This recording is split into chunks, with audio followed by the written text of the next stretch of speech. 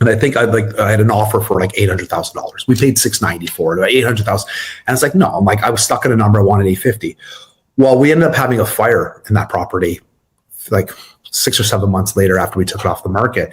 And it was a godsend. Like, sure, my wife and I went through hell through that. Like right before we got married, we were almost broke.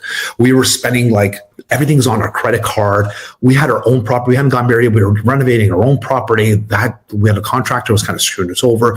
Like when I say we were broke, we were broke.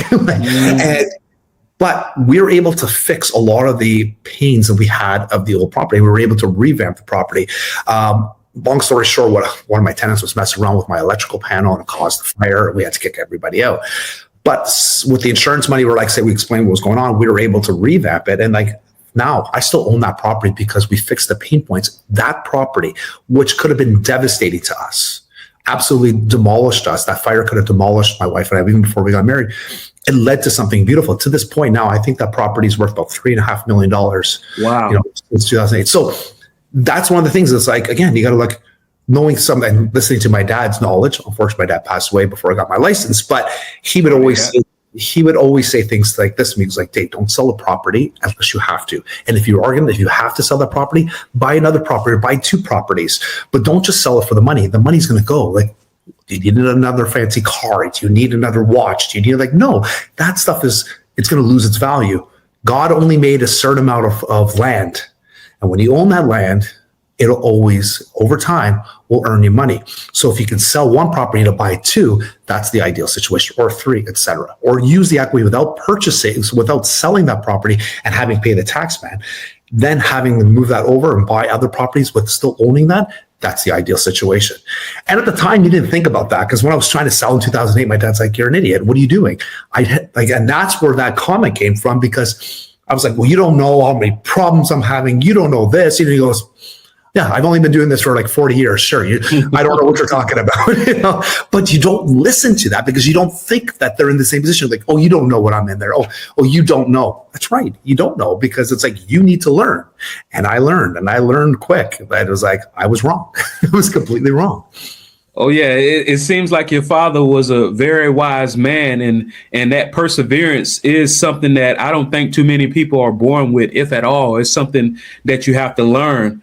And being that you're a hockey player from Canada, it reminds me of a joke that I just recently heard. It was this young kid watering a garden, and a customer comes up and says, "Hey, I want half a head of cabbage." And then the young kid working, he cuts the water off and he says, "Well, sir, we don't sell it like that." And the man he grabs the young kid and he says, "I want half a head of cabbage." So he says, "Okay, sir." And he goes to the back to the owner and he says, "Hey, sir, it's some jerk out there that wants to buy half a head of cabbage." And just as he said it, he turns around and the man's right behind him. He says, and this guy, this nice fella here wants the other half. So the owner said, "Yeah, go ahead and do that." So your young kid goes and he cuts the half a head of cabbage and he gives it to the customer and he goes back to watering the garden. And the business owner comes out and he says, "Hey man, you're very quick on your feet. That was very smart of you to think that way. Where are you from?" He says, "Yeah, I'm from Canada." And the man says, "Oh, you're from Canada, huh?" He said, "Yeah, man, I know. Only hockey players and whores come from Canada." And the man says, "Well, my wife comes from Canada." He says, "Oh, really? What team does she play for?" I think you're saying, "What position does she play?" That's But that was a good joke, man. I just heard it today, and I think I delivered it pretty well. You're awesome. I hadn't heard that, but I could see the line of. I'm like, oh, I might as soon as you said that, I'm like, I know exactly where you're heading to that. I may use that one. Oh yeah, you definitely got to use it.